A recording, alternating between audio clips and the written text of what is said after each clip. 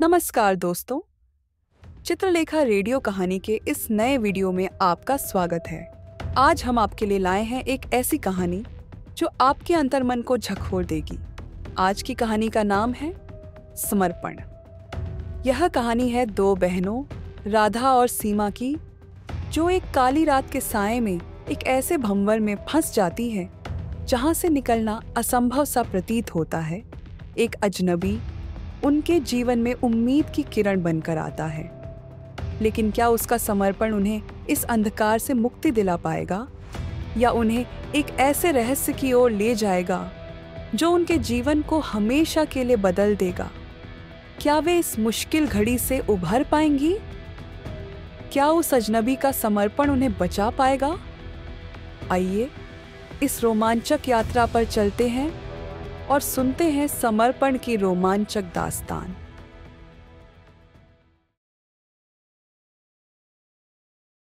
कहानी शुरू करने से पहले कृपया चेतावनी पर ध्यान दें।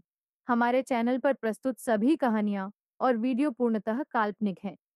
इनका उद्देश्य केवल आपका मनोरंजन करना है और इनका वास्तविक जीवन से कोई संबंध नहीं है। हम किसी भी व्यक्ति, समुदाय, धर्म या जाति की भावनाओं को ठेस पहुंचाने का इरादा नहीं रखते हैं। कृपया इन वीडियो को केवल मनोरंजन के रूप में देखें। यदि किसी कहानी या पात्र में कोई समानता पाई जाती है, तो वह केवल एक संयोग है। हम आपसे अनुरोध करते हैं कि आप इन वीडियो को सकारात्मक दृष्टिकोण से देखें और किसी भी प्रकार की गलतफहमी से बचें। आपके समर्थन के लिए धन्यवाद। सुबह की ताज़ी हवा मोहल्ले की गलियों से गुजरती हुई एक दुकान की छोटी सी खिड़की से अंदर दाखिल हुई, जैसे एक शांत सांस जो शोर शराबे से भरी दुनिया में एक सुकून का पल लेकर आई हो। दुकान बाहर से जैसे देखने में थोड़ी पुरानी और खस्ता हाल लगती थी। रंग उखड़ा हुआ, दरवाजे की लकड़ी थोड़ी सी टेढ़ी, मानो वक्त की मार सह रही हो। वैसे ही कुछ अंदर का नजारा। दीवारों पर कुछ पुराने कैलेंडर्स और तस्वीरों के निशान जो इस जगह की कहानी बयां कर रहे थे।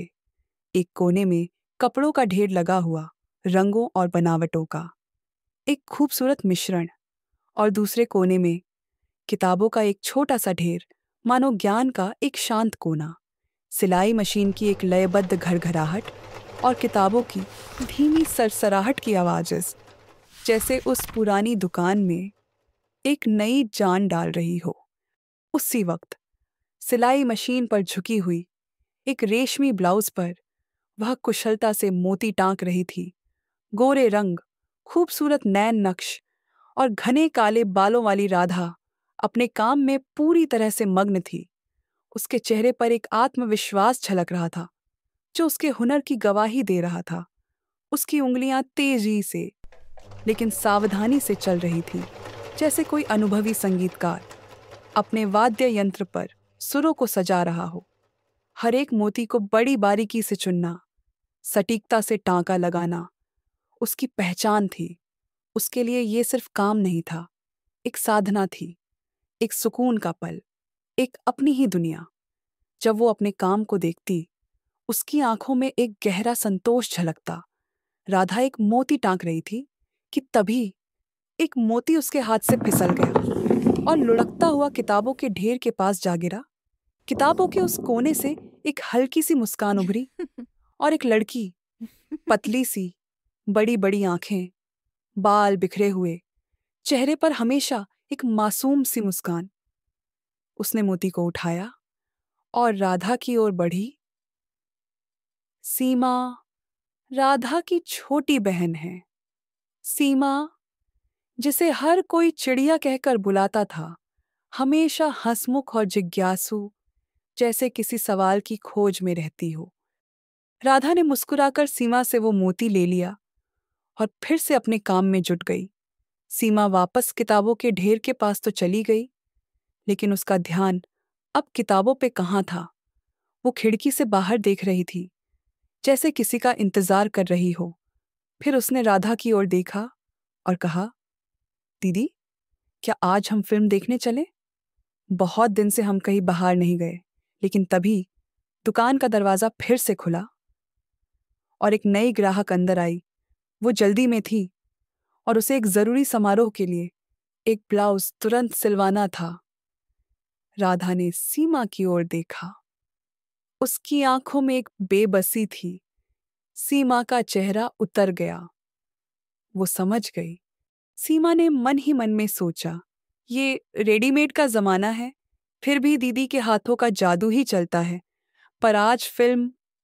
वह उदास होकर फिर खिड़की से बाहर देखने लगी। राधा ने ग्राहक से बात की, नाप लिया और काम शुरू किया। सीमा अब खिड़की के पास जाकर खड़ी हो गई। बाहर अंधेरा छाने लगा था। फिल्म का ख्याल अब दूर हो रहा था। उसे गुस्सा भी था और दुख भी, पर वो जानती थी दीदी के लिए ये काम कितना जरूरी था। उनका घर इसी से तो चलता था। उनके पिता के गुजरने के बाद, जब वो दोनों बहुत छोटी थीं, राधा ने ही सीमा की जिम्मेदारी अपने कंधों पर उठा ली थी। कुछ साल पहले माँ भी उन्हें छोड़कर चली गई। अब उनके जीवन में बस एक दूसरे का ही सहारा था। देर रात तक राधा काम करती रही। जब आखिरकार काम खत्म हुआ तो उसने देखा कि सीमा सो चुकी थी। वो धीरे से उठी, रसोई में गई और सीमा की पसंदीदा खीर बनाने लगी। गैस की धीमी आंच पर दूध उबलने लगा। इलायची की भीनी खुशबू हवा में तैरने लगी। लेकिन राधा का मन विचारों में खो गया था। वो सोच रही थी, उसे सीमा को यूं निराश नहीं करना चाहिए। आखिरकार सीमा के अलावा इस दुनिया में उसका है ही कौन। सीमा के चेहरे पर सोते हुए भी एक मासूमियत थी जो राधा के दिल को छू रही थी। वो मन ही मन में मुस्कुराई, बस यही तो मेरी दुनिया है। अचानक उबले दूध की सर से राधा का ध्यान टूटा। उसने झट से गैस बंद कर दिया और खीर को 2 कटोरों में परोस दिया। फिर उसने धीरे से सीमा के गालों पर थपथपाया। सीमा की नींद खुल गई। खीर की खुशबू से सीमा ने झट से आंखें खोली और हल्की सी मुस्कुराई। उसकी आंखों में चमक थी। राधा ने खीर के उन 2 कटोरों को सीमा के सामने रख दिया और खुद उसके सामने बैठ गई। सीमा की ओर देखते हुए राधा ने कहा, कल कोई काम नहीं होगा। कल हम फिल्म देखेंगे, बाहर घूमेंगे और शाम को नुक्कड़ वाले हरदयाल के यहाँ गोलगप्पे भी खाएंगे। सीमा अभी भी चुप थी। राधा को शायद कुछ और कहना था, लेकिन तभी सीमा ने चुप्पी तोड़ी और कहा, आई एम सॉरी दीदी, मुझे यूं गुस्सा नहीं करना चाहिए था। मैं जानती हूँ कि तुम मेरे लिए कितना सब करती हो। आज मेरे लिए तुम ही सब कुछ हो। माँ, बाबा। उसकी आंखें भर आने लगी। राधा ने उसे बीच में ही काट दिया और मुस्कुराकर गले लगा लिया। उस रात ने जाने क्यों राधा के मन एक अजीब सा ख्याल आया। उसने सीमा की ओर देखा। उसके मन में आया, हमारी इस छोटी सी दुनिया को किसी की नजर ना लगे। बाहर गलियों में फेरी वालों की आवाजें और चिड़िया की चहचहाट सवेरे की शांत समा को जीवन से उजागर कर रहे थे। दुकान में अभी भी अंधेरा छाया हुआ था। बस खिड़की से आती हल्की रोशनी उस छोटी दुनिया को एक नए दिन का आगाज दे रही थी। एक कोने में सिलाई मशीन की हल्की परछाई उन 2 जीवों पर पड़ रही थी। दूसरे कोने में कपड़ों का ढेर अभी भी वैसा ही था, जैसे रंगों का एक मेला। किताबों का ढेर भी अपनी जगह पर, मानो किसी गहरी सोच में डूबा हो। सूरज की एक किरण खिड़की के छेद से होते हुए राधा की बंद आंखों पर पड़ी, जिससे उसे बेचैनी हुई और उसकी नींद टूट गई। रात की थकान अभी भी उसके चेहरे पर छलक रही थी, लेकिन बाहर से आने वाली उन आवाजों ने उसे उठने का मानो इशारा कर दिया हो। एक नई सुबह की उम्मीद के साथ वो सावधानी से अपने बिस्तर से उठी। सीमा अभी गहरी नींद में थी। उसके शांत और मासूम चेहरे को राधा एक पल के लिए देखते ही रह गई।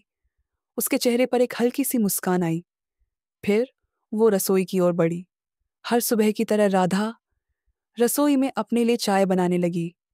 उसे हर सुबह चाय पीना पसंद था। वह पल उसका अपना था, जहां वो कुछ देर के लिए सब कुछ भूलकर बस अपने में ही खोई रहती, गुनगुनाती, मुस्कुराती और आने वाले दिन के लिए ऊर्जा जुटाती। हाथ में चाय की प्याली लिए उसने खिड़की की ओर कदम बढ़ाए। अब चारों ओर उजाला हो चुका था। बाहर की चहल पहल से पूरा मोहल्ला जीवित हो उठा था। उसने चाय की चुस्की ली और मुस्कुराते हुए गुनगुनाने लगी। तभी एक हवा के झोंके ने उसके बाल बिखरा दिए। ओहो! वह बोल पड़ी। एक हाथ से उसने अपने बाल संवारते हुए चाय की एक और चुस्की ली। दूर से उसकी नजरों से बेखबर कोई ये सब बड़ी दिलचस्पी से देख रहा था। हर रोज की तरह वो आज भी सुबह जल्दी उठकर उसके दीदार के लिए तरस रहा था। राधा को इस बात का अंदाजा भी नहीं था कि कोई उसके प्यार में पूरी तरह उलझ गया था। चाय खत्म करके राधा धीरे से सीमा के कमरे में गई। वह सीमा को जगाना नहीं चाहती थी, क्योंकि वह जानती थी कि सीमा अभी भी थकी हुई है। लेकिन उसे नमक भी तो चाहिए था। सीमा, उसने धीरे से आवाज लगाई। कोई जवाब नहीं आया। राधा ने फिर से आवाज लगाई, इस बार थोड़ी जोर से। सीमा, उठो तो जरा, दुकान से नमक लाना है। सीमा ने आंखें खोली और एक लंबी अंगड़ाई ली। क्या है दीदी? वह बोली। उसकी आवाज अभी भी नींद से भारी थी। जाओ तो जरा दुकान से नमक ले आओ, राधा ने कहा और कुछ पैसे सीमा को थमाए। सीमा को अभी भी थोड़ा आलस आ रहा था। वह बिस्तर से उठकर धीरे धीरे बाथरूम में चली गई। उसने अपने मुंह पर पानी छिड़का और तौलिए से पोंछा। फिर वह वापस बाहर आई और अपना स्वेटर पहनने लगी। उसने एक पुराना स्वेटर पहना जो थोड़ा मैले था। वह जल्दी में थी, इसलिए उसने ज्यादा ध्यान नहीं दिया। फिर वह बाहर निकल गई। सीमा अपनी गली से होती हुई बाजार की ओर चल दी। सुबह की चहल पहल से पूरा इलाका गुलजार था। लोग अपनी अपनी दुकानों में सामान सजा रहे थे। कहीं बच्चों का शोर सुनाई दे रहा था, तो कहीं किसी रेडियो पर गाने बज रहे थे। छोटी छोटी दुकानों से तरह तरह की खुशबू आ रही थी, कहीं ताज़ी सब्जियों की तो कहीं मसालों की। सीमा इन सब से बेखबर अपनी ही सोचों में खोई हुई दुकान की ओर बढ़ती जा रही थी। दुकान में रतन बैठा था। जैसे ही उसने सीमा को देखा, वह उठ खड़ा हुआ। उसका चेहरा खिल उठा। अरे सीमा, आज इतनी सुबह सुबह? हाँ रतन भैया, सीमा ने मुस्कुराकर जवाब दिया। रतन का चेहरा थोड़ा मुरझा गया। उसकी चमक फीकी पड़ गई। घर में नमक खत्म हो गया था, तो दीदी ने भेजा है। सब ठीक तो है ना? रतन ने पूछा। उसकी आवाज में एक चिंता सी थी। हाँ सब ठीक है, सीमा ने कहा। बस थोड़ा काम था तो दीदी ने मुझे भेज दिया। और क्या चल रहा है? रतन ने पूछा। उसकी निगाहें सीमा पर टिकी हुई थी। बस वही रोज की तरह, सीमा ने जवाब दिया। दीदी का काम, घर का काम, और क्या? अच्छा, रतन ने कहा। और सीमा, मुझे रतन भैया मत कहा करो। हम दोनों एक ही उम्र के हैं, याद है ना? उसकी आवाज में एक हल्की सी शिकायत थी, पर उसकी आंखों में एक अलग ही चमक थी जिसे सीमा ने नहीं देखा। ओह हाँ, सीमा थोड़ा सकुचा गई। ठीक है रतन। उसने रतन की आंखों में झांका, पर उसे कुछ नजर नहीं आया, बस एक दोस्ताना भाव। रतन ने नमक का पैकेट सीमा को थमाया और पूछा, और कुछ चाहिए? रतन ने पूछा। उसकी आवाज में एक अजीब सी कशिश थी, जैसे वह कुछ और ही कहना चाह रहा हो। सीमा ने उसकी बात को नजरअंदाज कर दिया। उसे बस नमक लेकर जल्दी घर पहुंचना था। उसके दिमागी में बस दीदी के साथ बाहर घूमने जाने का ख्याल चाकरी तरह घूम रहा था। रतन ने नमक का पैकेट सीमा को थमाया और पूछा, और कुछ चाहिए? उसकी आवाज में एक अलग ही तरह की उत्सुकता थी। नहीं, बस यही, सीमा ने कहा और उसे पैसे थमा दिए। ठीक है, रतन ने कहा और उसकी आंखों में एक अजीब सी चमक थी।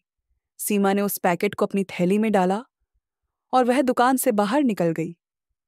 उसका माथा अभी भी थोड़ा चिंता की लकीरों से भरा हुआ था।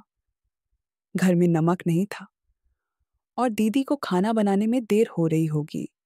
वह तेजी से कदम बढ़ाते हुए गली की ओर मुड़ी और तभी उसने फिर एक बार दुकान की ओर देखा। रतन अभी भी उसे देख रहा था, उसकी आंखों में एक अजीब लालसा थी। सीमा एक पल के लिए सुन्न पड़ गई। सीमा ने एक पल के लिए रुककर उसे देखा, फिर तेजी से आगे बढ़ गई। रतन उसे तब तक देखता रहा जब तक वह गली में मुड़कर ओझल नहीं हो गई। रतन ने एक गहरी सांस ली। वह अभी भी सीमा के बारे में सोच रहा था। उसकी आंखों में एक कुटिल भावना थी और उसके होंठ एक पतली रेखा में सिकुड़ गए थे। काश, वह मन ही मन बुदबुदाया, जैसे कोई अधूरा सपना देख रहा हो। सीमा तेजी से घर पहुंची, हाँफती हुई, नमक का पैकेट राधा को थमाते हुए। वह बस इतना ही कह पाई, लो दीदी। उसकी आवाज में एक अजीब सी घबराहट थी। राधा ने उसे गौर से देखा। उसकी आंखें कुछ सवाल पूछ रही थीं, पर सीमा की बेचैनी देखकर वह चुप रही। अच्छा, रख दो वहां, राधा ने कहा, रसोई में काम में जुटी हुई। और हाँ, जल्दी से तैयार हो जाओ, फिल्म देखने जाना है ना। सीमा ने बिना कुछ कहे नमक रख दिया और तेजी से अपने कमरे में चली गई। उसकी बेचैनी राधा की नजरों से छुपी नहीं थी। राधा ने सोचा कि शायद दुकान पर कुछ हुआ होगा, पर सीमा कुछ बताना नहीं चाहती। ये सोचकर उसने बात को वहीं छोड़ दिया। कुछ देर बाद खाना तैयार हो गया। राधा और सीमा ने साथ बैठकर खाना खाया। सीमा चुपचाप खाना खा रही थी, उसका ध्यान कहीं और था। राधा ने एक दो बार उससे कुछ पूछने की कोशिश की, उस पर सीमा ने बात टाल दी। राधा ने भी ज्यादा जोर नहीं दिया।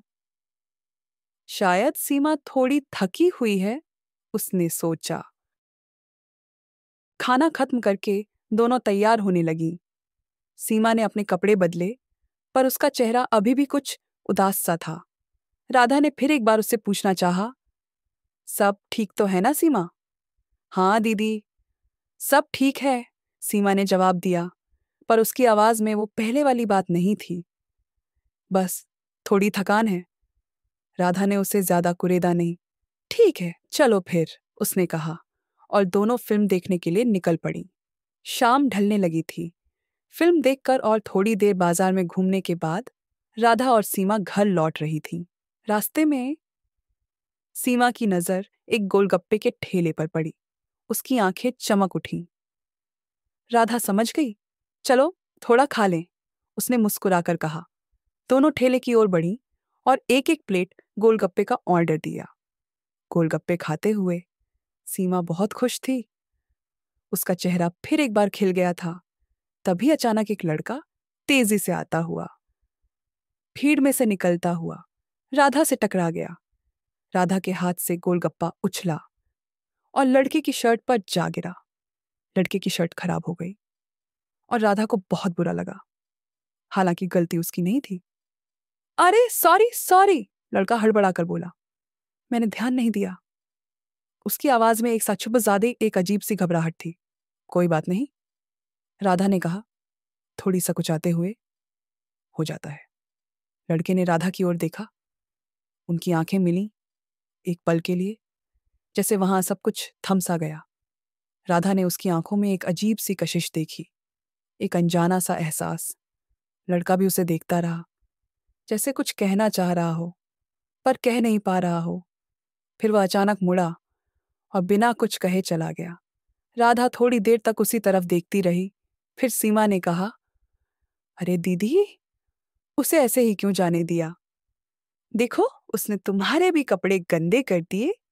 मेरी मानो तो हमें उससे इन गोलगप्पों के पैसे लेने चाहिए थे। राधा ने आगे कुछ नहीं कहा, बस हल्की मुस्कुराहट के साथ गोलगप्पे वाले की ओर इशारा करते हुए एक और प्लेट का ऑर्डर दिया। सीमा कुछ देर तक बस उसे देखती ही रह गई।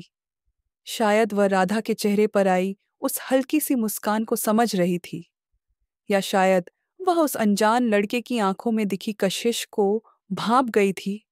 जो भी हो, वह चुप रही और दोनों ने मिलकर गोलगप्पों का मजा लिया। तो दोस्तों, यह थी समर्पण के पहले भाग की कहानी। आशा है कि आपको राधा और सीमा की यह कहानी पसंद आई होगी। क्या आपको उनकी मुश्किलें और उनका प्यार महसूस हुआ? क्या आप भी जानना चाहते हैं कि आगे क्या होगा? हमें कमेंट करके ज़रूर बताएं कि आपको यह भाग कैसा लगा। आपकी प्रतिक्रिया हमारे लिए बहुत महत्वपूर्ण है। अगर आपको यह कहानी पसंद आई, तो वीडियो को लाइक और शेयर करना ना भूलें।